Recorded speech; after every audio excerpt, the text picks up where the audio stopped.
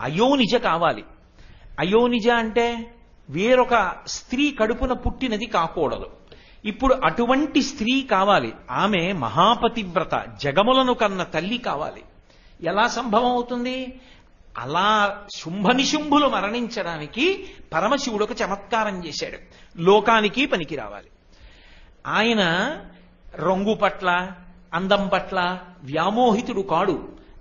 అందం పట్ల వ్యామోహితుడు కావాలంటే పార్వతీదేవి తపస్సు చేసినప్పుడు పెళ్లి చేసుకోవచ్చు. ఆమె అపర్ణ అయి ఆకులు కూడా తినడం మానేసి ఎండి వరడైపోతే అప్పుడు తపస్సుకు మెచ్చి వచ్చాడు. బాహ్య సౌందర్యానికి లొంగిపోయేవాడు కాడు, అంతఃసౌందర్యానికి వశపడతాడు. అటువంటి శంకరుడు పార్వతీదేవి వంక చూసి ఇలా తన వంక చూసుకుని, బా స్ఫటికమణి నిభం, తెల్లగా ఉంటాను అని ఇలా చూసి చిన్న నవ్వు నవ్వి నల్ల పిల్ల అనుకుని కాళీ అన్నాడు. అలా అనడు ఎప్పుడు, అలా ఏం చూడ్డావు. ఆవిడికి మనసు బాధేసి, భార్యాభర్తలిద్దరి మధ్య వ్యత్యాసం చెప్పకూడదు.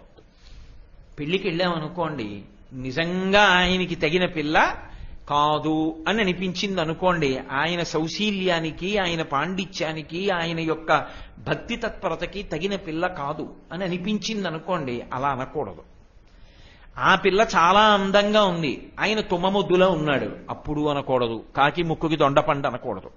ఒకరికి ఒకరు తగినవారు అనాలి. అందుకే కళాభ్యాం చూడాలంకృత శశికళాభ్యాం నిజతప ఫలాభ్యాం భక్తేషు ప్రకటిత ఫలాభ్యాం భవతు మే శివాభ్యామస్తోక త్రిభువన శివాభ్యాం హృది పునర్భవాభ్యాం ఆనందస్ఫురదనుభవాభ్యాం నతిరియం అంటారు శంకరులు. నిజతప ఫలాభ్యాం, ఒకరికొకరు తపస్సులకు ఫలమైన వారు. శంకరుడు కాళీ అంటే అమ్మవారంది. ఎంత మాట అన్నారు! ఇంతకాలానికి మీ మనసులో ఒక చిన్న అపోహ ఉంది, నేను తెల్లగా ఉంటాను, ఈమె నల్లగా ఉంటుందని. మీకన్నా మిమ్మల్ని సంతోష పెట్టడంలో ఎక్కడో నాకు ఒక్క చోట ఒక చిన్న వెలితి ఉందన్న భావనని తట్టుకోలేను.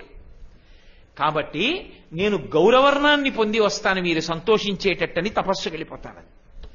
అయ్యో అయ్యో అయ్యో అయ్యో, ఏమిటి కాళీ అన్నందుకే ఇంత ఉద్ధతి? ఆగు ఆగు ఆగు అన్నాడు శివుడు. కాదు, బయలుదేరుతాను అని ఆవిడ బయలుదేరి తపస్సుకు వెళ్ళింది. ఆవిడ తపస్సు చేస్తోంది. ఎప్పుడు పార్వతీదేవిగా శంకరుడు గురించి హిమవత్ పర్వత ప్రాంతంలో ఏ తపోవనంలో తపస్సు చేసిందో అక్కడికి వెళ్ళి తపస్సు మొదలెట్టింది.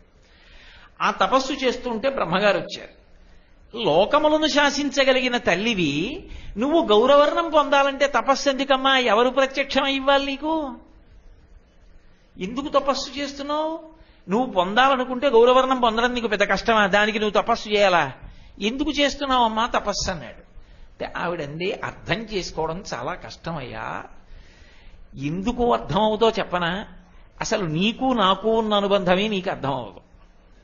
దేవత అమ్మవారి ప్రసంగం అంటే అలా ఉంటుంది. అందుకే కేనోపనిషత్తులో ఇంద్రుడితో అలా మాట్లాడింది. ఆవిడంది, నువ్వు నాకు ఏమవుతావు? ఇంత చొరవగా వచ్చి నన్ను అడిగావే. నువ్వు ఈ సృష్టినంతటినీ ప్రారంభం చేసినప్పుడు శంకరుడు మహాప్రళయంలో తనలోకి తీసేసుకున్న వాటన్నింటినీ మళ్ళీ పునఃసృష్టి చేసే ముందు మొట్టమొదట నిన్ను సృష్టించాడు. వేదమిచ్చి సృష్టి చేయవయా బ్రహ్మ అన్నాడు. అప్పుడు నువ్వెవరు? పరమశివుడికి కొడుకు. నేనెవరు? పరమశివుని యొక్క కొడుకువి. నేనెవరు? పరమశివుని యొక్క ఇల్లాల్ని. కాబట్టి నీకు నేనెవరు? తల్లిని. అదే నువ్వు సృష్టి చేసేటప్పుడు అందరూ కూడా సంసారమునందు విరక్తులై తపస్సుకు వెళ్ళిపోతున్నారు. సృష్టి చేసిన వాళ్ళందరూ ఎవరు ప్రజోత్పత్తి చెయ్యట్లేదు. బెంగ పెట్టుకుని మళ్లీ పరమశివుణ్ణి ప్రార్థించావు, శంకరా మార్గం చూపించమని అని కనుబొమలు ముడేశావు. అప్పుడు మళ్లీ నీకు తండ్రి అయిన పరమశివుడే నీ కనుబొమల మధ్యలోంచి రుద్రస్వరూపంతో ప్రభవించాడు. అప్పుడు నా భర్త నీకెవరు? కొడుకు. అప్పుడు నేనెవరు? నీ కోడలు. నేను హిమవంతుడికి కుమార్తెగా పార్వతిగా వచ్చాను. హిమవంతుడెవరు? నీ కొడుకు. నీ కొడుక్కి నేను కూతుర్ని. కాబట్టి నేనెవరు? నీ మనవరాల్ని. నువ్వెవరు? నాకు తాత. ఇప్పుడు చెప్పు నువ్వు నాకేమిటో? ఎలా అర్థం అవుతుందయా ఎందుకు వచ్చానో, ఎందుకు తపస్సు చేస్తున్నానో? కేవలం రంగు పొందడానికి ఇంత తపస్సు చేస్తానా? జ్ఞాపకం తెచ్చుకో అంది. అమ్మా అర్థమైంది. శుంభనిశుంభులు తపస్సు చేశారు. అయోనిజ అయినటువంటి స్త్రీ కారణంగా మేము మరణిస్తామన్నారు. ఇప్పుడు అయోనిజ అయిన స్త్రీని ఇవ్వడం కోసం, లోకాలను అనుగ్రహించడం కోసం వచ్చావు. ఇప్పుడు అర్థమైందా? ఇదిగో నా నల్లని శరీరాన్ని విడిచిపెడుతున్నాను, గౌరవర్ణాన్ని పొంది గౌరీ అన్న పేరుతో శంకరుడి దగ్గరికి వెళ్ళిపోతాను అని నల్లటి వర్ణమున్న శరీరాన్ని పాము కుబుసం వదిలినట్టు వదిలిపెట్టింది. అది కౌశికి అన్న పేరుతో వేరొక రూపాన్ని ధరించింది. ఆ కౌశికి అయోనిజగా అమ్మవారి రూపం వచ్చింది కాబట్టి శుంభుల్ని సంహారం చేసింది. అమ్మవారు ఈ తపస్సు చేస్తున్న కాలంలో అరణ్యంలో ఉన్నటువంటి ఒక పెద్ద పులి ఒకటి వచ్చింది. దానికి సహజం, ఎక్కడైనా ఏదైనా ప్రాణి కనబడితే అది వస్తుంది. క్రూర స్వభావం పెద్ద పులిది. అది తీరా పరిగెత్తుకుంటూ వచ్చి అమ్మవారి వంక చూసింది. చూసి కొయ్యబారిపోయి అలా నిలబడిపోయింది. ఎందుకని? అది భగవతి యొక్క దర్శనం గొప్పతనం. ఒక్కసారి ఆ తల్లి వంక భక్తితో చూస్తే చాలు. 3 వెళ్ళిపోయాయి దాంట్లోంచి. ఏవి వెళ్ళిపోయాయి అంటే ఆణవ మలము పోయింది, కార్మిక మలము పోయింది, మాయిక మలము పోయింది. ఆణవ మలం అంటే అన్ని శరీరాలు పంచభూతాలతోటే తయారవుతాయి. ఇందులో మట్టి ఉంటుంది. ఎన్ని మాటలు స్నానం చేసినా మళ్ళీ తడి రాశిలే అంటే మట్టి వస్తుంది. పృథివీ, ఆపస్, ఇందులో కొన్ని నీళ్లు ఉంటాయి. తేజో, ఇందులో వేడి ఉంటుంది. పృథివీ, ఆపస్, తేజో, వాయు, ఎప్పుడు గాలి ఉంటుంది. ఆకాశము కొంత వ్యవధానం ఉంటుంది. బయట పంచభూతాలుంటాయి, ఇందులోనూ పంచభూతాలుంటాయి. పంచభూతములతో, పంచభూతముల యొక్క అణువులతో తయారు చేయబడి ఉన్న కారణం చేత ఏర్పడినటువంటి మలానికి ఆణవ మలము అని పేరు. అది పోయింది, దానికి దివ్య శరీరం అయింది. కార్మిక మలము అంటే గత జన్మలలో చేసిన కర్మలుంటాయి. ఆ కర్మల యొక్క వాసనలు వెంట తరుగుతూ ఉంటాయి. తరుగుతున్న కారణం చేత పుడుతూనే ఒకడికి ఒకటిష్టం, ఒకడికి ఒకటిష్టం. అమ్మ కడుపులో పడుకున్న దగ్గర నుంచి ఇద్దరు కవల పిల్లలు. బయటికి వచ్చినప్పుడు ఏదో కొద్ది క్షణాలు తేడా, ఒకసారే బయటికి వచ్చారు. కానీ వాడికి ఒకటి ఇష్టం, దీనికి ఒకటి ఇష్టం. ఇది నాన్న అన్నం తిను అంటే చటుక్కుని నోరు తెరిచి గుటుక్కుని మింగుతుంది. వాడు అంటాడు అన్నం తిండు. వాడికి 4 బిళ్ళలు పెట్టండి, పండు ముక్కలు పెట్టండి, వాడు తింటాడు. మరి ఇద్దరూ ఏకగర్భ సంజాతులు, కొద్ది క్షణాల తేడాలో వచ్చారు, కలిసి పెరిగారు. మరి ఇదేమిటి వాసన అంటే ఏదో గత జన్మలలో కర్మల యొక్క వాసన ఇంకా వెంట వస్తోంది. అది కార్మిక మలము అంటారు. ఆ కార్మిక మలము తొలగిపోయింది. మాయిక మలము, మాయ అంటే అసలు సత్య వస్తువు తెలియకుండా అసత్య వస్తువుని సత్యం అనుకుని తిరుగుతూ ఉండడం. ఆ భ్రాంతి తొలగిపోయింది. ఒక్కసారి ఆవిడ్ని చూసేటప్పటికే అది జడీభూతమైంది, స్తంభీభూతమైంది, కదల్లేదు. అమ్మవారు అనుగ్రహించి ఇలా అంది. ఆ పెద్ద పులి దగ్గరికి వచ్చింది. అంతే, అది సత్వగుణ సంపన్నై అయిపోయింది. అమ్మవారు అంది, శరీరం పెద్ద పులి శరీరం కదూ, ఆశ్రమం చుట్టూ తిరుగుతుండు, క్రూర మృగాలేవి లోపలికి రాకుండా అడ్డుకో, నీకు విశేష శక్తిని ఇస్తున్నానంది. ఆ పెద్ద పులి తిరుగుతోంది. అమ్మవారు తపస్సు చేసింది. అయిపోయింది. బ్రహ్మగారిని అనుగ్రహించడానికి తపస్సు చేసింది. అసలు విషయం కౌశికీ రూపాన్ని ఇచ్చింది. మరి వరం ఆయనకు అది ఇచ్చాడు, అది నిలబెట్టద్దు ఆయన మాట. అందుకని కౌశికీ రూపాన్ని ఆ నల్లతోలు విడిచిపెట్టేసి గౌరవర్ణంతో శంకరుడి దగ్గరికి వెళ్ళిపోతున్నాడు. పెద్ద పుల్ల అలా చూసి, తల్లి మరి వెళ్ళిపోతోంది. ఆవిడ యొక్క ప్రేమ అలా ఉంటుంది. ఆవిడంది, అయ్యో పాపం ఆశ్రమాన్ని కాపలా కాసిందే, క్రూర మృగమైనా దీన్ని వదిలేస్తే ఎలా అని, రా నాతో అని తీసుకెళ్ళింది. అమ్మవారే పిలిస్తే పరమేశ్వరుడు ఉన్నటువంటి అంతఃపుర ప్రవేశానికి దానికి అడ్డేం వస్తుంది? శంకరుడు కూర్చున్నటువంటి గది బయట ఆగమంది. ఆ గుమ్మం దగ్గర నించుంది పులి. అమ్మవారు లోపలికెళ్ళింది. శంకరుడు, అబ్బా ఒక్కసారి కాళీ అన్నందుకు గౌరవర్ణం పొంది వచ్చావా గౌరీ అని సంతోషంగా ఎడమతొడ మీద కూర్చోబెట్టుకున్నాడు. అందరూ ప్రసన్నంగా మాట్లాడుకుంటున్నారు. అమ్మవారంది, మీరొక్క ఉపకారం చెయ్యాలని. ఏం కావాలన్నాడు. నేను ఆశ్రమంలో తపస్సు చేసుకుంటున్నప్పుడు ఒక పెద్ద పులి నా వంక చూసింది. చూస్తూ ఉండగానే దానికి 3 మలములు పోయాయి. అది నా ఆజ్ఞ మేరకు ఆశ్రమాన్ని రక్షించింది. అది నేను మళ్ళీ మందర పర్వతానికి వచ్చేస్తున్నప్పుడు ఆర్తితో నా వంక చూసింది. నా వెంట తీసుకొచ్చాను. బయట నిలబడి ఉంది. దానికి నందీశ్వరుడికి మీరు ఏ స్థానం ఇచ్చారో ఆ స్థానం ఇవ్వండి అంది. వెంటనే పరమశివుడు ప్రసన్నుడై సంతోషించన్నాడు, పేరు కూడా అదే ఇస్తాను, దాని పేరు సోమనంది అని పెడతాను అని ఆ పెద్ద పులిని పిలిచి సోమనంది అని పిలిచాడు. అందుకే అమ్మవారు ఎక్కినటువంటి వ్యాఘ్రమునకు పేరు సోమనంది. శివుడెక్కితే నంది, అమ్మవారెక్కితే సోమనంది. ఇప్పుడు ఆ సోమనంది మీద వెడుతున్నప్పుడు ఆవిడ బహుప్రసన్నురాలై ఉంటుంది. ఆవిడ అనుగ్రహానికి నోచుకున్న పులిది.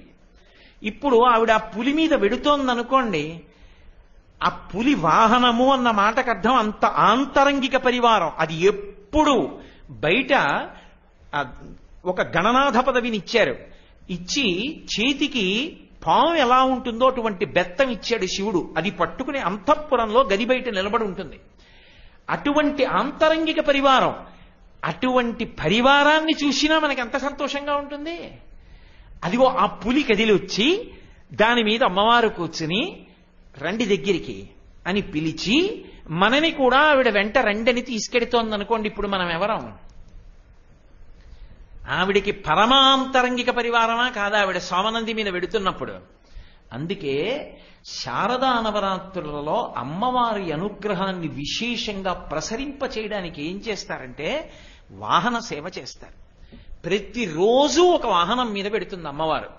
ఇందులో ఎన్నెన్ని విశేషాలు ఉన్నాయనుకుంటున్నారు? నిజానికి అది ఒక రోజులో నీ చెప్పగలిగిన ప్రసంగం కాదు. అమ్మవారు అశ్వవాహనం మీద వెడుతూ ఉంటుంది. అమ్మవారు అశ్వవాహనం ఎక్కి వెళ్ళిందనుకోండి, లౌకికంగా మనం ఆ వాహనాన్ని కూడా పట్టుకుంటాం. కానీ మనసులో భావన అమ్మవారు అశ్వం మీద వెడుతోంది అని ఊహ చేస్తాం. గుర్రం ఎక్కి వెడుతున్న అమ్మవారు కనపడుతుంది మనకి. ఆవిడ భూమి మీద వెడుతోంది. ఆవిడ మీకు మొదటి రోజు ప్రసంగంలో చెప్పా, గుర్రం భూమిని తొక్కితే భూమి పవిత్రమవుతుంది. అమ్మవారు గుర్రం మీద వెడుతున్నప్పుడు మనం చూశామనుకోండి, ఇంద్రియాల్ని గుర్రాలతో పోలుస్తారు. తన ఇంద్రియాల్ని తాను వశం చేసుకోలేని వాడు, ఇంద్రియ నిగ్రహం పొందలేక దురలవాట్లు పొందుతున్నవాడు రాబో కాలంలో ఏ కారణం చేతనైనా ఇంద్రియములు విచలితములై దురభ్యాసములకు అలవాటు పడేటటువంటి స్థితి పొందబోతున్నవాడు కూడా అమ్మవారు అశ్వవాహనారూఢయై వెడుతుండగా దర్శనం చేసి వెనక వెడుతున్నాడు అనుకోండి, ఆవిడ ఎంత ప్రీతి పొందుతుందో విశేషంగా అనుగ్రహించేస్తుంది. అదే తల్లి సింహవాహనారూఢయై వెడుతోందనుకోండి, సింహం మీద వెడుతోంది ఆవిడ. సింహం మీద వెడుతోంది అంటే బాగా జ్ఞాపకం పెట్టుకోండి, దాని అర్థం ఏమిటో తెలుసా? సింహ అన్న మాట హింస అని. ఏమిటి హింస? బాధ పెట్టడం అని కాదు. ఏ తల్లి మహాప్రళయమునందు సమస్తాన్ని కూడా శివుని యందు కలిపేస్తుందో ఆ తల్లి, మహాప్రళయమునందు సమస్త బ్రహ్మాండములను కలిపేయగలిగిన తల్లి ఏమివ్వలేదు. ఈ బ్రహ్మాండాలనే కలిపేస్తుంది ఆవిడ. ఉన్మేష నిమిషోత్పన్న విపన్న భవనావళి. ఆవిడ కనురెప్ప ఇలా మూస్తే బ్రహ్మాండాలు లయమవుతాయి. అంతటి శక్తి కలిగినటువంటి ఆదిశక్తి సింహవాహనారూఢయై వెడుతుండగా చూసి నమస్కరించి ఓ కాగడా పట్టుకున్నాడు, ఓ గొడుగు పట్టుకున్నాడు, నామం చెప్తూ వెంట వెళ్ళాడు, భజన చేశాడు, డప్పు కొట్టాడు, తాళం వేశాడు, కంజేరీ మోగించాడు, అథవా నిశ్శబ్దంగా నడుస్తూ వెంట వెళ్ళాడు, వాడి జన్మ తరించిపోయిందంతే. వాడు భాగ్యవంతుడు. అందుకే దాని కొరకే శారదా నవరాత్రులలో ప్రత్యేకంగా వాహన సేవ చేస్తారు. పెద్ద పెద్ద పీఠాల దగ్గర నుంచి శారదా నవరాత్రులు వస్తున్నాయి అనేటప్పటికీ ప్రధానమైన సేవ ఏది? వాహన సేవ. అందున ఈ సంవత్సరం ఎప్పుడు మనం వాహన సేవ చేస్తున్నాం? ఇన్ని వందల మంది సువాసినులు కూర్చుని ఏ రోజు ఏ నైవేద్యం పెట్టాలని శాస్త్రంలో చెప్పబడిందో అటువంటి నైవేద్యాన్ని పరమ శౌచంతో తయారు చేసి 700 మంది సువాసినులు అమ్మవారికి కుంకుమార్చన చేసి నైవేద్యం పెట్టి 700 మంది సువాసినులు వెంట వస్తుండగా అమ్మవారు వెడుతోందనుకోండి, సువాసిని సువాసిన్యజనప్రీత, ఇంతమంది వెంట వస్తుండగా అందరం కలిసి నామం చెప్తూ వెడుతున్నాం అనుకోండి, ఇక్కడ కూర్చుని చూసిన తల్లి మళ్ళీ ఇదే ప్రాంగణంలోకి అందరితో కలిసి లోపలికి వచ్చింది. అప్పుడు ఆవిడ ఎంత మురిసిపోతుంది. ఆవిడ్ని పూజించడం కాదు, ఆవిడతో కలిసి మళ్ళీ కాసేపు తిరగడం ఎంత భాగ్య విశేషం. అందుకే అలాంటి అవకాశం కల్పించడం కోసమే ఈ సంవత్సరం కుంకుమార్చన అవగానే వాహన సేవ పెట్టాం. అటువంటి వాహనం మీద అమ్మవారు తిరుగుతూ ఉండగా దర్శనం చాలు. కామధేను వాహనం మీద ఆవిడ వెడుతుంటే వర్షించేస్తుందంతే అందరికీ. ఎవరికి ఏం కావాలో అడగక్కర్లేదు. ఒకప్పుడు పృథు భూమిని ధేనువుని చేసి నిలబెడితే ఎవరికి ఏం కావాలో వాళ్ళు పిండుకున్నారు. కామధేనువుగా వెడుతుంది, చిన్న దూడ కూడా పక్కన ఉంటుంది. ఉండి ఆవిడ ఇలా చూస్తుంటుంది. కామధేను రూపంలో వాహనం మీద అమ్మవారు వెడుతుంటే నోరు విప్పి అడగక్కర్లా. మీరొకటి బాగా జ్ఞాపకం పెట్టుకోండి, అమ్మవారు వాహనం మీద వెడుతున్నప్పుడు కోరికలు కోరగలిగినంత శక్తి మనకి సరిపోదు. మనకొచ్చిన భాష చాలదు, వర్షిస్తుంది కోరికలు. ఆవిడతో కలిసి వెడితే చాలు, ఆ వాహనంతో కలిసి వెళ్ళొస్తే చాలు, భగవన్నామం చెప్తే చాలు, నడిస్తే చాలు. అంతకన్నా అదృష్టం ఇంకోటి లేదు. ఎందుకంటే వసిన్యాది దేవతలు తిరుగుతారు ఆవిడ వెంట. మీరు శ్రీచక్రం యొక్క స్వరూపాన్ని ఎప్పుడైనా పరిశీలనం చేస్తే దేవేంద్రుడు అమ్మవారి దర్శనం దొరకక ఎక్కడో నిలబడి ఉంటాడు. అమ్మవారి దర్శనం అవ్వడం అంత కష్టం. చింతామణి గృహంలో పరమశివుడితో కలిసి పర్యంకం మీద కూర్చుని ఉంటుంది. అటువంటి తల్లి దర్శనం ఇంద్రాదులకు ఉండదు, ఎక్కడో నిలబడతారు ఇంద్రాదులు. అటువంటి తల్లితో కలిసి తిరగడం అంటే ఎలా సాధ్యం అవుతుంది? ఒక్క వాహనం మీద ఆవిడ ఎడితేనే.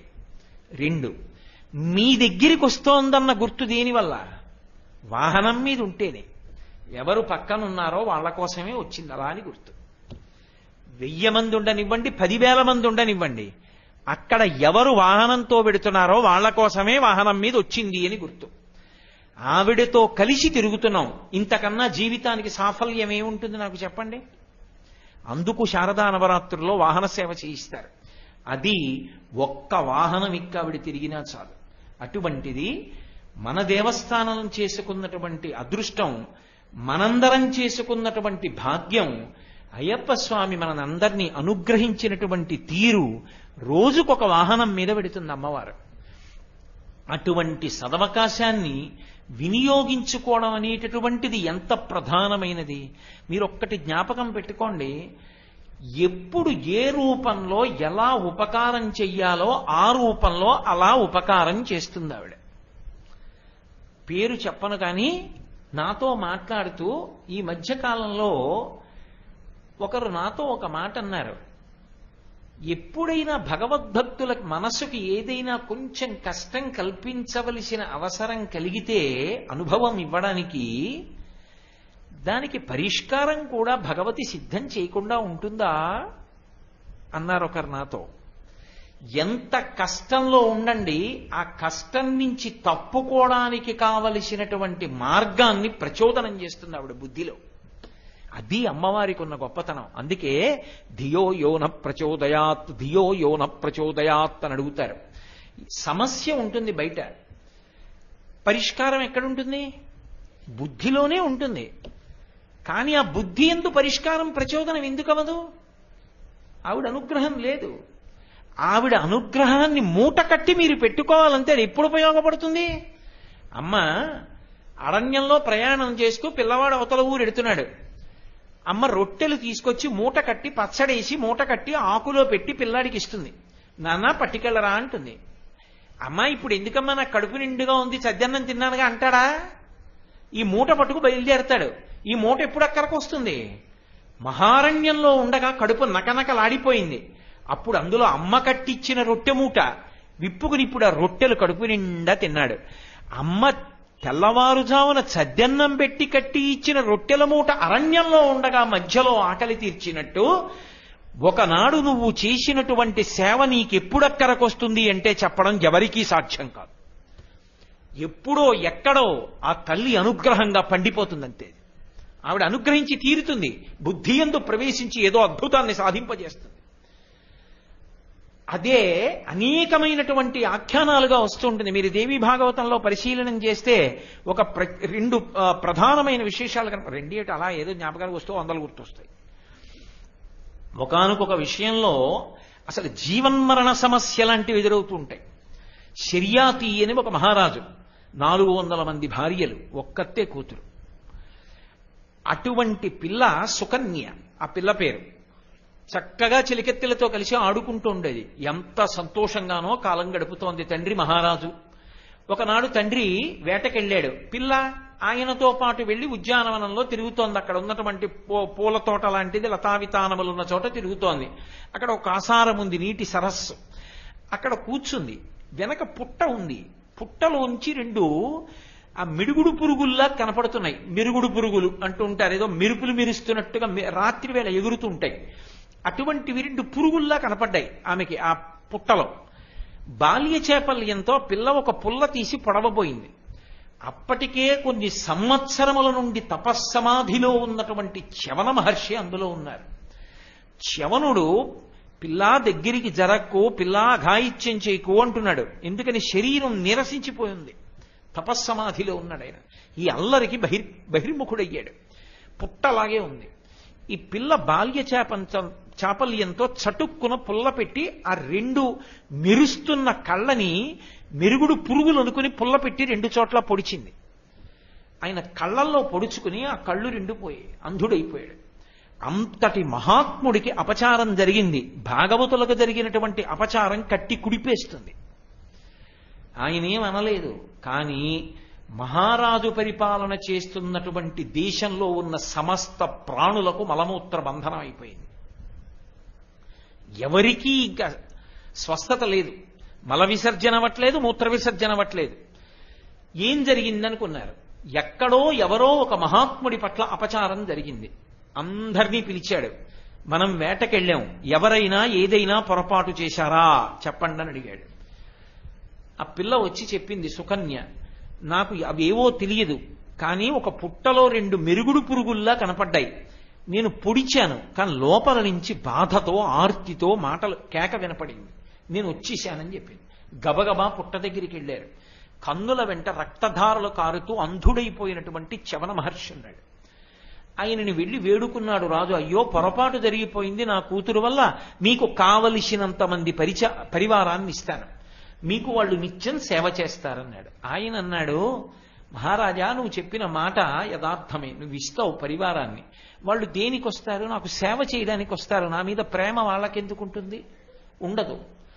నా మీద ప్రేమతో కళ్ళు లేని వాణ్ణి కాబట్టి నన్ను కనిపెట్టుకునేటటువంటి ఇల్లాలు కావాలి. వృద్ధుణ్ణి, అంధుణ్ణి నన్నెవరు చేసుకుంటారు? ఏమీ కూతురు పుల్ల పెట్టినా రెండు కళ్ళు పొడిచిందో ఆ పిల్లని నాకు ధర్మపత్నిగా ఇయ్యి, ఆ పిల్ల నన్ను అనుభవిస్తుందన్నాడు. రాజు హడిలిపోయాడు. నిండు యవ్వనంలో ఉన్న కుమార్తెని తీసుకెళ్లి వృద్ధుడు, అంధుడు ఇటువంటి మహర్షికిచ్చి వివాహం చేయనా ఎలా కుదురుతుంది అని బెంగ పెట్టుకుని వెళ్ళి తన యొక్క పరివారంతో సంప్రదిస్తున్నాడు. సుకన్య వచ్చి అంది, ఒక్కొక్కరి పరిణితి ఎలా ఉంటుంది. నాన్నగారు, మీరు ఎందుకు బాధపడుతున్నారు? మహానుభావుడు, బ్రహ్మతేజస్వి, అంతటి తపోనిష్ఠా గరిష్ఠుడు, అటువంటి వ్యక్తిని భర్తగా పొంది సేవించడం కన్నా నా జీవితంలో భాగ్యమే ఉంది. నన్ను ఆయనకిచ్చి కన్యాదానం చేయండి అంది. మహారాజు వెంటనే కన్యాదానం చేశాడు. సమస్త ప్రాణులకు మలమూత్ర బంధనము తొలగిపోయింది. ఇప్పుడు ఈ పిల్లకి అనేక కానుకలు ఇచ్చాడు తండ్రి. నాకెందుకు తండ్రి, అరణ్యంలో కుటీరంలో ఉండేదాన్నని తండ్రికి ఇచ్చేసి భర్తని తీసుకుని అరణ్యానికి వెళ్ళిపోయింది. ఒక చిన్న కుటీరం, అందులో భార్యాభర్త ఉంటారు. తెల్లవారిందని ఆయనకి తెలియదు. తెల్లవారిపోతోంది, ఇంకా బ్రాహ్మీ ముహూర్తం, ఈ సమయంలో మీరు సంధ్యావందనం చేసుకోవాలని ఆయన చెయ్యి పట్టుకుని తీసుకెళ్లి కాస్త మృత్తికనే అక్కడ పెట్టేది. అంటే మట్టి ముద్ద కాసి నీళ్లు పెడితే ఆయన శారీరకమైనటువంటి అవసరాన్ని తీర్చుకునేవాడు. మళ్ళీ పిలిస్తే వెళ్లి చెయ్యి పట్టుకు తీసుకొచ్చి పర్ణశాల అరుగు మీద కూర్చోపెట్టి గోరువెచ్చటి నీటితో ఒళ్ళంతా స్నానం చేయించి ఒళ్ళు తుడిచి పొడిబట్ట కట్టి, ఇప్పుడు సంధ్యావందనానికి వేళ అయింది, సంధ్యావందనం చేసుకోండని పీట వేసి కూర్చోపెట్టి పూజాద్రవ్యాలన్నింటినీ సమకూర్చి హోమానికి వేళ్లయిందని హోమం చేయించి అరణ్యంలోకెళ్లి సంబారాలన్నీ తీసుకొచ్చి దొరికినటువంటి ఆ నివార ధాన్యాన్ని తీసుకొచ్చి అన్నం వండి భర్తకి పెట్టి తాను ఏదో కొద్దిగా తిని నేల మీద పడుకొని భర్తకి పరిచర్య చేస్తుండేది. చాలా కాలం జరిగిపోయింది. ఒకనాడు ఆమె ఇలాగే అరణ్యంలోకి భర్తకి ఉపచారాలు తీసుకురావడం కోసమని వెళ్ళింది. ఆయన చేసుకోవలసిన హోమ సంబంధమైన ఉపకరణముల కొరకు. సూర్య భగవానుడి యొక్క కుమారులు మహాతేజోవంతులు, దేవవైద్యులు, అపారమైన అందగాళ్లు, ఆయన ఇద్దరు కుమారులు అశ్వినీ దేవతలు వచ్చారు అక్కడికి. వాళ్ళు ఈ పిల్లని చూసి, ఇంత అందగత్తెవి అరణ్యంలో తిరుగుతున్నావు, నువ్వెవరని అడిగారు. ఆవిడంది, నేను చ్యవన మహర్షి యొక్క భార్యని, మహాపతివ్రతని. కాబట్టి మీరు అశ్వినీ దేవతలు అంటున్నారు, మీకు నమస్కారం, నేను బయలుదేరుతానంది. వాళ్ళన్నారు, ఆవిడ్ని పరీక్షించడం కోసం ఇంత యవ్వనంలో ఉన్నావు, ఇంత అందగత్తెవి, వృద్ధుడు అంధుడు చవనుడితో నువ్వు ఏమి సంసారం చేస్తావో, ఆ భర్తని విడిచిపెట్టి మాలో ఎవరినైనా ఎంచుకో, భార్యవి కమ్మన్నారు. ఇటువంటి మాట నోటి వెంట రాకూడదు. అంధుడో వృద్ధుడో నా భర్త నాకు పరమదైవం, ఇంకొక్క మాట మీరు మాట్లాడితే శాపవాక్కు విడిచిపెడతానని. వెంటనే అశ్వినీ దేవతలు సంతోషించి ఆవిడ పాతివ్రత్యానికి అన్నారు, నిన్ను అనుగ్రహిస్తాం, నువ్వు నీ భర్త కలిసి సరోవరం దగ్గరికి రండి, నీ భర్తని ఈ సరోవరంలో దిగి స్నానం చెయ్యమను. నిండు యవ్వనంతో కంటి చూపుతో పైకొస్తాడు, కానీ ఒక పరీక్ష జరుగుతుంది, అందులో నువ్వు తట్టుకుంటేనే నీ భర్త నీకు అలా దక్కుతాడు. ఆమె అలా జరగాలని కోరుకోలేదు. అంధుడైనా భర్త కానీ భర్తకి చెప్పకుండా ఉండకూడదు, అది పతివ్రతా ధర్మం. అందుకని వెళ్ళి భర్తకి చెప్పింది. ఆయన అన్నాడు, ఏం పర్వాలేదు, పద, వాళ్ళు ఎక్కడున్నారో అక్కడికి వెడదాం. సరోవరం దగ్గరికి వెళ్ళారు. శవన మహర్షి దిగారు, అశ్వినీ దేవతలు కూడా అందులోకి దిగారు. ముగ్గురు తల ముంచి మునక వేశారు, మునక వేసి పైకిలి తేలారు. ముగ్గురు ఒకే రకమైనటువంటి యవ్వనంతో ప్రకాశిస్తున్నటువంటి శవన మహర్షులై నిలబడ్డారు. నిలబడన్నారు, నీ భర్త ఇదే యవ్వనంతో, ఇదే తేజస్సుతో, ఇదే ప్రకాశంతో నీకు లభిస్తాడు. ఎప్పుడు? నీవు మా ముగ్గురిలో అసలు చ్యవనుడెవరో తెలుసుకోగలిగితే కనిపెట్టు. బుద్ధి చేత కనిపెట్టడం సాధ్యమా? ముగ్గురు ఏకరూపంలో ప్రకాశిస్తున్నప్పుడు ఎలా? ఆవిడ ప్రతిరోజు జగదంబకి నమస్కారం చేసేది.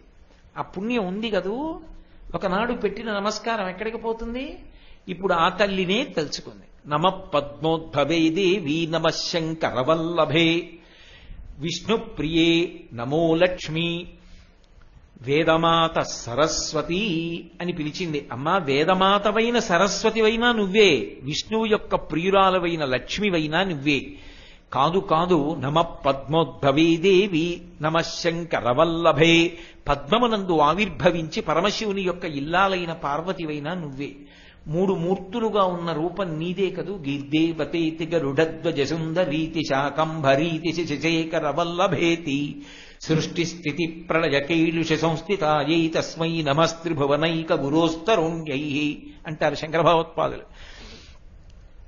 అని స్తోత్రం చేసింది. స్తోత్రం చేస్తే వెంటనే అమ్మవారు ఆవిడ బుద్ధిలోకి ప్రవేశించింది. చ్యవనుడు ఇతను, వేలు పెట్టి చూపించు, బెంగబెట్టుకోకండి. ఆమె వెంటనే ఇది భగవతి కటాక్షం, ఈయనే చ్యవనుడు అంది. అశ్వినీ దేవతలు యథారూపాలు పొందేశారు. ఖచ్చితంగా గుర్తుపెట్టావమ్మా, నీ భర్త ఎవరో, ఈ యవ్వనంతోటే నీ భర్తని నీకు అనుగ్రహిస్తున్నాం. రెండు కళ్ళు దృష్టితోటి నిండు యవ్వనంతో నీకు భర్త లభించాడు. ఇప్పుడు చ్యవనుడికి యవ్వనం ఇచ్చారు. ఇప్పుడు నాకు చెప్పండి, ఆనాడు ఆ సుకన్యకి అంత పెద్ద సమస్య ఏర్పడినప్పుడు బుద్ధి ప్రచోదనం చేసి అనుగ్రహం నిలబెట్టుకోగలిగిన స్థితి ఎవరి వల్ల వచ్చింది? జగదంబ అనుగ్రహం. ఆవిడికి పెట్టిన నమస్కారం, ఆవిడికి చేసిన పూజ, ఆవిడ వాహనంతో తిరిగిన పుణ్యం ఉత్తినే పోతాయి అనుకోకండి. అవి ఎప్పుడో అప్పుడు జ్ఞాపకం పెట్టుకుని ఆవిడ రక్షించడానికి హేతువులుగా తీసుకుంటుంది. దేవీ భాగవతంలోనే ఆవిడ ఎలా అనుగ్రహిస్తుంది అన్నదానికి ఒక వృత్తాంతం చెప్తారు. ఒకానొకప్పుడు దేవదత్తుడు అని ఒక బ్రాహ్మణుడు, ఆయనకి సంతానం లేదు. సంతానం లేదు కాబట్టి సంతానం కోసమని ఇష్టి చేస్తున్నాడు. గోభిలుడు అని ఆయన ఉద్గాతగా ఉన్నాడు యజ్ఞంలో.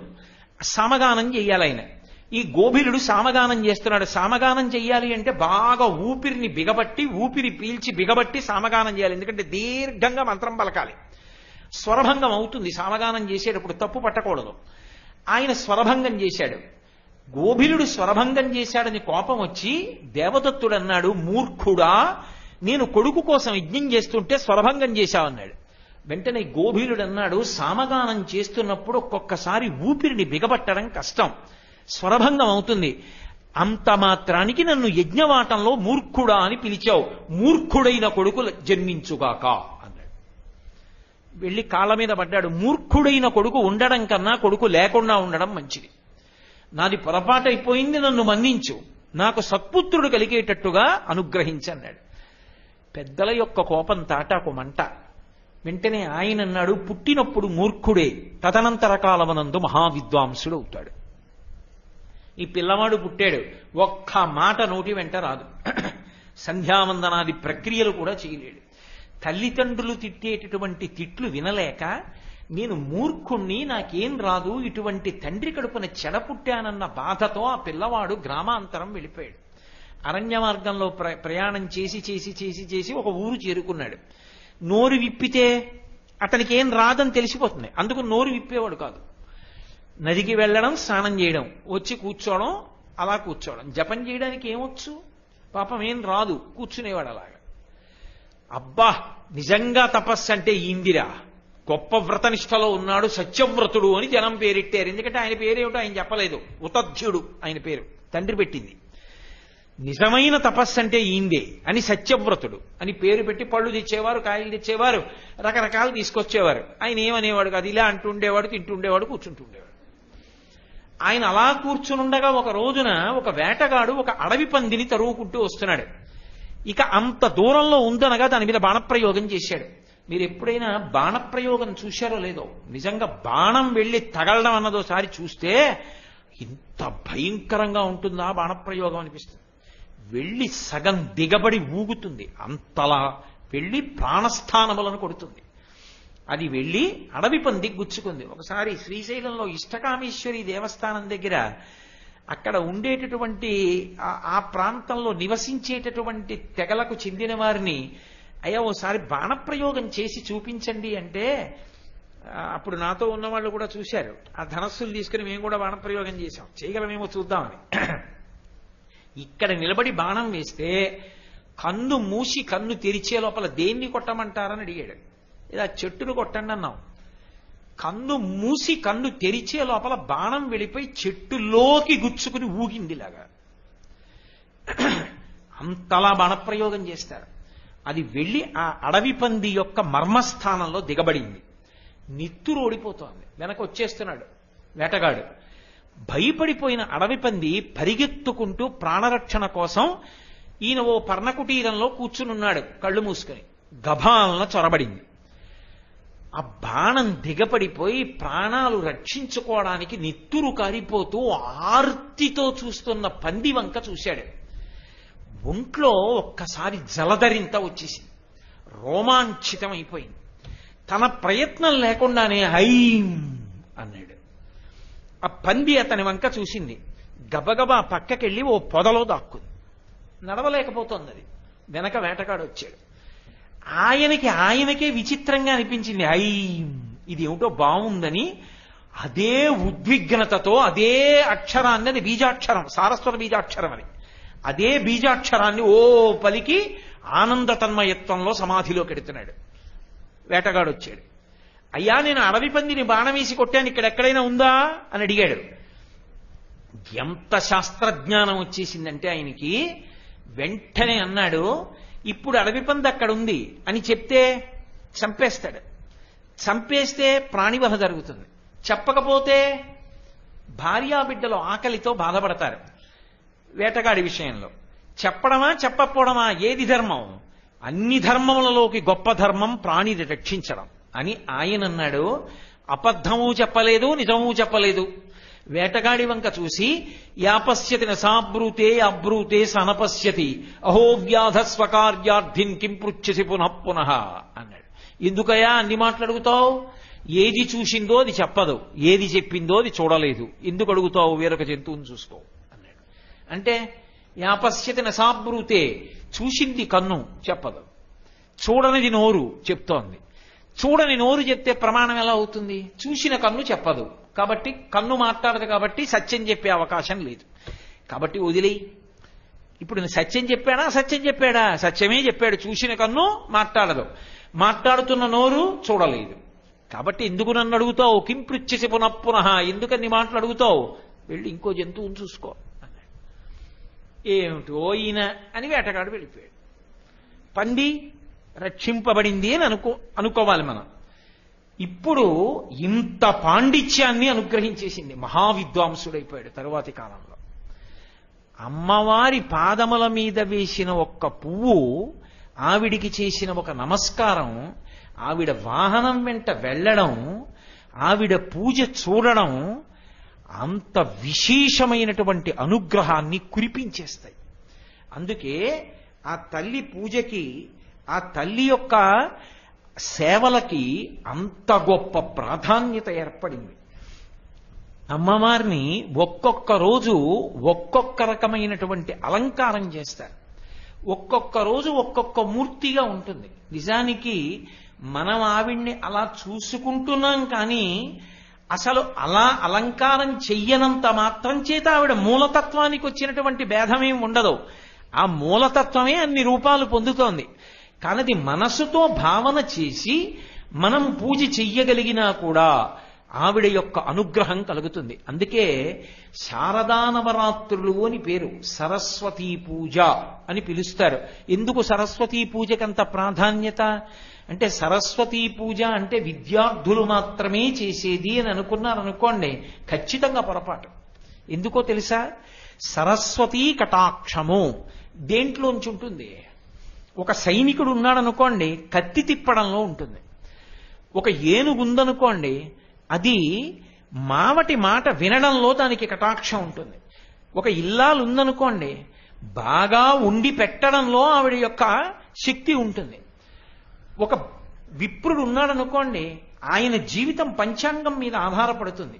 ఒక సంగీత విద్వాంసుడు ఉన్నాడనుకోండి, ఆయన యొక్క నైపుణ్యం అంతా ఆ స్వరాలు, ఆ పక్కన ఉండేటటువంటి ఆ శృతి ఇచ్చేటటువంటి శృతి యొక్క స్థాయిని నిర్వచించి చెప్పగలిగినటువంటి పరికరం మీద ఆధారపడుతుంది. ఒక శిల్పి ఉన్నాడు, ఉలి మీద ఆధారపడతాడు. ఒక కుమ్మరు ఉన్నాడు, కుండలు చేసేటటువంటి సాధనం మీద ఆధారపడతాడు. ఒక చిత్రకారుడు ఉన్నాడు, కుంచె మీద ఆధారపడతాడు. ఇప్పుడు ఎవరి సరస్వతీ కటాక్షం ఇందులోంచి వచ్చింది? ఎవడికి ఏది సాధనమో అందులోంచి ఆయన కీర్తి వచ్చింది. ఒక రవివర్మకి గొప్పతనం ఎక్కడి నుంచి వచ్చింది? ఆయన పట్టుకున్న కుంచెలోంచి వచ్చింది. ఒక చిట్టిబాబు గారికి అంత పేరు ఎక్కడి నుంచి వచ్చింది? ఆయన వీణ వాయించడంలో వచ్చింది. బాలమురళీకృష్ణ గారికి అంత పేరు ఎక్కడి నుంచి వచ్చింది? ఆయన పాట పాడడంలో వచ్చింది. గణపతి స్థపతికి అంత పేరు ఎక్కడి నుంచి వచ్చింది? విగ్రహాలు చెక్కడంలో వచ్చింది. పంచాంగ రచయితల్లో కొంతమందికి అంత పేరు ప్రఖ్యాతులు ఎందుకు వచ్చాయి? వాళ్ళు సుముహూర్త నిర్ణయం అంత బాగా చేస్తారు కనుక వచ్చింది. ఒక పురోహితుడికి అంత మంచి పేరెందుకు వస్తుంది? స్వరంతో మంత్రం చెప్తాడు కాబట్టి వచ్చింది. ఒక ప్రవచనం చేసేవాడికి అంత పేరెందుకు వచ్చింది? అర్థమయ్యేటట్టు చెప్తాడు కాబట్టి వచ్చింది. కాబట్టి ఎవరికి ఏది ఎందుకు వస్తుంది?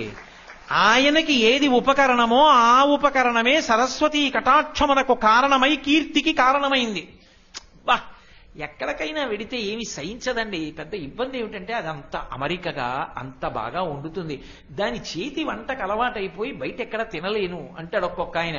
ఇప్పుడు ఆయన అంత వశపడిపోయేటట్టుగా ఆవిడ వండగలుగుతోంది.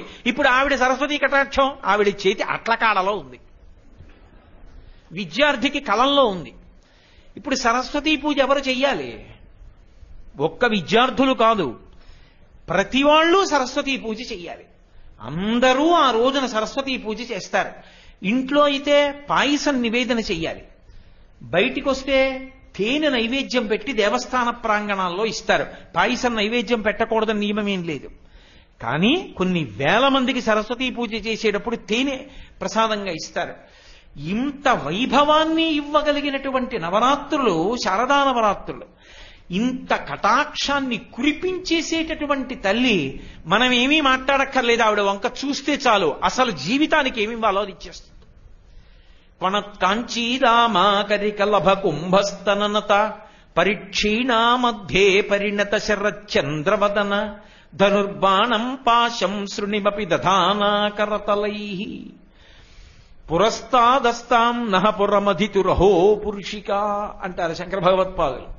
ఆవిడ పౌర్ణమి చంద్రబింబం ఎలా ఉంటుందో అటువంటి ముఖంతో, సన్నని నడుముతో, కొన కాంచీదామా చిరుగంటలు కలిగినటువంటి వడ్డాణం పెట్టుకుని ఉంటుంది. ఆవిడ నడిచి వెడుతూ ఉంటే ఎన్ని మంగళధ్వనులు వినపడతాయంటే ఆవిడ చేతి గాజుల సవ్వడి, ఆమె పెట్టుకున్నటువంటి మంజీరములకు ఉన్నటువంటి మువ్వల చప్పుడు, ఆమె వడ్డాణములకు ఉన్నటువంటి చిరుగంటల శబ్దం, ఆమె పెట్టుకున్నటువంటి ఆభరణములు ఒకదానితో ఒకటి ఒరుసుకున్నటువంటి మంగళధ్వనులు. పోతన గారు భాగవతంలో కదిలిన బాహుపద క్రమంబున రమమసూపెడి నూపు రములవాణి అంటారు. ఆయన శ్రీమన్నారాయణుడు ఇలా అంటే ఆయన కంకణములు కదిలి ఒకదాంతో ఒకటి తగిలి కణకణ కణకణ చప్పుళ్ళు వస్తాయి. అమ్మవారు నడుస్తుంటే అమ్మవారు వేసుకున్నటువంటి ఆభరణములు ఇలా చెయ్యెత్తినప్పుడు ఆవిడ రత్న కంకణములు గాజులు ఒకదాంతో ఒకటి తగిలి చప్పుళ్ళొస్తాయి. అయ్యాదిమశక్తి సంయమీవరాయుటు రమ్మని వీచే హస్త సంజ్ఞాదరవీల రత్న కటకాభరణములు గల్లు గల్లనంటారు కాశీఖండంలో. ఆ తల్లి ఇలా అంటే ఆవిడ చేతికి పెట్టుకున్నటువంటి రత్నాలతో కూడుకున్న గాజులు, ఆ కేయూరములు ఇవన్నీ కలిపి కణకణ కణకణ ధనులు వస్తాయి. అటువంటి తల్లి 4 చేతులలో, క్రింది 2 చేతులలో చెరుకు విల్లు పట్టుకుంటుంది, 5 పుష్పబాణాలు పట్టుకుంటుంది. అదే ఆ పై చేతులలో ఆ కింది చేతుల దగ్గరికి వచ్చేటప్పటికి చెరుకు విల్లు 5 పుష్పబాణాలు, పైకి వచ్చేటప్పటికి పాశం పట్టుకుంటుంది, అంకుశం పట్టుకుంటుంది. ఎందుకు? వాటి వంక చూస్తే చాలు అనుగ్రహం. ఎటువంటి అనుగ్రహం? అవే ఆయుధాలు మన్మధుడు పట్టుకుంటాడు. మీరు బాగా జ్ఞాపకం పెట్టుకోవాలి. ఇది శారదా నవరాత్రుల్లో అమ్మవారిని చూడ్డానికి కారణం. అదే చెరుకు విల్లు, అదే 5 బాణాలు ఆయన పట్టుకుంటాడు. అరవిందము, అశోకము, నవమల్లికము, చూతము మొదలైనటువంటివి. వీటిని 5 పువ్వుల్ని చెరుకు విల్లుని మన్మధుడు పట్టుకున్నాడు అనుకోండి, మన మనసులలో విషయవాంఛలయందు అనురక్తి కలుగుతుంది. ఎప్పుడూ లౌకికమైనటువంటి కోరికలలో తిరుగుతూ ఉంటాడు. ఇవే ఆయుధాల్ని అమ్మవారు చేత్తో పట్టుకుందనుకోండి, ఏమి మనిషిలో ఏం మార్పు వచ్చేదు. కానీ శబ్ద స్పర్శ రస రూప గంధములనేటటువంటివి 5 పువ్వులు. ఈ 5 పువ్వులు చెరుకు విల్లు మనస్సు. మనసు ఈ చెరుకు విల్లు మన్మధుడి చేతిలో ఉంటే ఎప్పుడు తీపి తీపిగా ఉండేటటువంటి విషయ సుఖములలో తిరుగుతాడు. అమ్మవారి చేతుల్లోకి వచ్చిన వాటి వంక చూస్తే వెంటనే శబ్ద, ఎప్పుడు భగవత్ సంబంధమైనటువంటి విషయములను వినాలనేటటువంటి అనురక్తి చెవులకు కలుగుతుంది.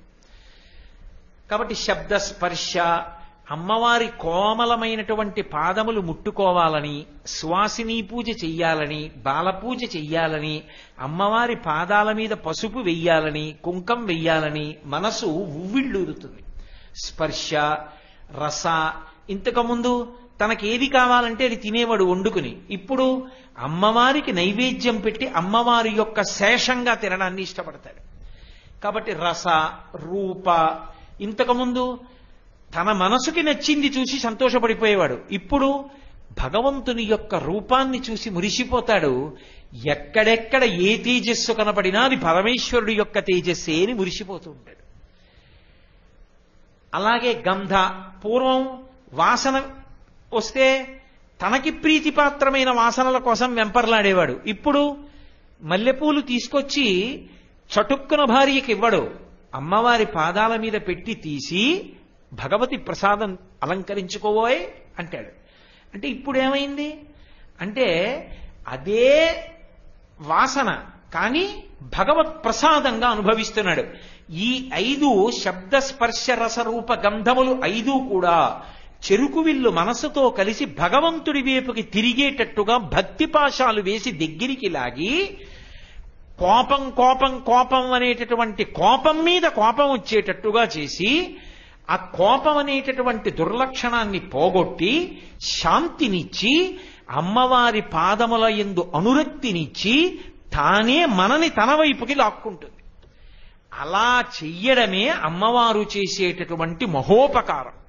శారదా నవరాత్రులలో అలా ఉన్న భగవతి వంక ఒక్కసారి చూస్తే విశేషమైన అనుగ్రహాన్ని ఇచ్చేస్తుంది. అసలు శారదా నవరాత్రుల్లో అమ్మవారిని ఆరాధన చెయ్యండి అని ఎందుకంత గట్టిగా చెప్తారో తెలుసా? ఈ కాలము పరమ ప్రమాదకరమైనటువంటి కాలము. 6 ఋతువులు. 6 ఋతువులలో 2 ఋతువులు యమధర్మరాజు గారి యొక్క కోరలుగా చెప్పబడ్డాయి. ద్వావృతు యమదం స్నాఖ్యానూనం సర్వజనేషు వైః వసంతా శారదా వేవా జననాశకరావుభౌ. విపరీతమైనటువంటి అశాంతి, కోట్ల సంఖ్యలో ప్రజలు పడిపోతూ ఉండడం, అంటురోగాలు ప్రబలిపోవడం, వాహన ప్రమాదాలు జరగడం, నీళ్లు కలుషితమైపోతూ ఉండడం, ఇటువంటివన్నీ జరిగేటటువంటి ఋతువు శరదృతువు. శరదృతువులో ప్రమాదములు పొటమరించి మీద దాడి చేస్తాయి. అదే వసంత ఋతువులో అలా ఉండదు. వసంత ఋతువు ఆరోగ్యాన్ని కాపాడుతుంది. అందుకని శరదృతువులో ఆ వసంత ఋతువు బాహ్యంలో సౌందర్యంగా ఉంటుంది, కానీ వసంత ఋతువు కూడా మనుష్యుల్ని పడగొట్టడంలో అంతే ప్రమాదకరమైనది. ఈ రెండు ఋతువులు యమధర్మరాజు గారి యొక్క రెండు కోరలుగా చెప్పబడ్డాయి. శరత్కాలం వచ్చింది అంటే ఇప్పుడు దాటిపోయి ఇక రేపొద్దున్న అమావాస్య తిథి వెళ్ళిపోయి పాడ్యమి ప్రవేశించింది అంటే యమధర్మరాజు గారి యొక్క ఒక కోర బయటికి రావడం మొదలవుతుంది. ఆ కోర బయటికి వచ్చినప్పుడు అది మన గ్రామాన్ని కబళించకుండా, మన కుటుంబాన్ని, మన వాళ్ళు ఎక్కడున్నా, 4 కాళ్లున్నవి 2 కాళ్లున్న వాళ్ళు అన్ని చోట్ల అందరూ సుఖంగా ఉండాలి అంటే భగవతి యొక్క ఆరాధన చెయ్యండి అని శాస్త్రం విధించింది. అందుకని శరత్కాలంలో అమ్మవారి యొక్క ఆరాధన నవరాత్రులుగా చేసి తీరాలి. బాహ్యమునందు రక్షణ, ఆంతరమునందు రక్షణ, పైగా అమ్మవారి యొక్క అనుగ్రహాన్ని విస్తారంగా వర్షింపచేయడానికి ఎన్ని రకములైనటువంటి ఉపచారములు చెయ్యవచ్చో, ఎన్ని రకములుగా అమ్మవారి యొక్క సేవలు చెయ్యవచ్చో శాస్త్రమే నిర్ణయం చేసింది. అటువంటి ఉపచారములతో, అటువంటి ఆ హవనంతో, అటువంటి అభిషేకాలతో ఆ కార్యక్రమాలు నిర్వర్తింపబడినప్పుడు భగవతి పరమప్రసన్నురాలై అంగరక్ష కట్టి తన వాణ్ణి ఉద్ధరించుకుని తన బిడ్డడికి తల్లిగా నిలబడి చిక్కు చెదరకుండా, ఏ ఇబ్బంది కలగకుండా కాపాడుకుంటుంది ఆ తల్లి. అటువంటి దయాస్వరూపిణి. ఆ కాలమునకు విరుగుడేది అంటే అమ్మవారి పాదమే. అందుకే అమ్మవారి పాదాలు పట్టుకోవడానికి శారదా నవరాత్రులు అత్యంత ఉపయుక్తములు కావాలి. అందున ఆవిడ ఈ భూమి మీద తిరిగేటటువంటి రూపం గోస్వరూపం. ఆ గోపూజతో కార్యక్రమాలు ప్రారంభమవుతాయి. ఆ గోవుని సేవించడం. అలాగే అమ్మవారు ప్రత్యక్షంగా తినడానికి సాధనం ఒక్కటే, హోమ ప్రక్రియ యందు హవిస్సునివ్వడం. ఆ హవిస్సునిస్తే, ఆజ్యాన్ని ఇస్తే, ఆవునీతినిస్తే అమ్మవారు ప్రత్యక్షంగా పుచ్చుకుంటుంది. చండీ పరదేవతా స్వరూపంగా ఆ దుర్గా సప్తశతిని అంతటినీ అనుసంధానం చేస్తూ అద్భుతమైనటువంటి రీతిలో రేపటి నుంచి ఆ చండీ హోమం కూడా ప్రారంభమవుతుంది. చక్కగా ఆ హోమంలో కూర్చుని ఆ మంత్రాలు వింటే చాలు, ఆ సంకల్పంలో ఆ గోత్రనామాలు వినపడితే చాలు, భగవతి వాళ్ళందరూ ఇచ్చినటువంటి హవిష్యాన్ని తిన్నట్టు, ఆమె యొక్క అనుగ్రహం చేత అంగరక్ష కట్టుకున్నట్టే. ఏ బెంగా ఉండదు. అందుకే రూపాయి కట్టకపోయినా అందరూ చండీ హోమం చేయించుకోండి, డబ్బుతో ప్రమేయం లేదు అని చెప్పడానికి కారణం అదే. కాబట్టి ఈ ఉపన్యాసం పూర్తి చేసిన తరువాత నేను మీతో రేపు ప్రారంభమయ్యే కార్యక్రమం గురించి కొద్దిగా ముచ్చటిస్తాను. దయచేసి అలాగే కూర్చోండి. మంగళాశాసనపరై మదాచార్య పురోగమై సర్వైశ్చ పూర్వైరాచార్యై సత్కృతాయాస్తు మంగళం. మంగళం కోసలేంద్రాయ మహనీయ గుణాత్మనే చక్రవర్తి తనూజాయ సర్వభౌమాయ మంగళం. ఉమాకాంతాయ కాంతాయ కామితార్థప్రదాయినే శ్రీగిరీశాయ దేవాయ మలినాథాయ మంగళం. సర్వం శ్రీ ఉమామహేశ్వర పరబ్రహ్మార్పణమస్తు. స్వస్తి.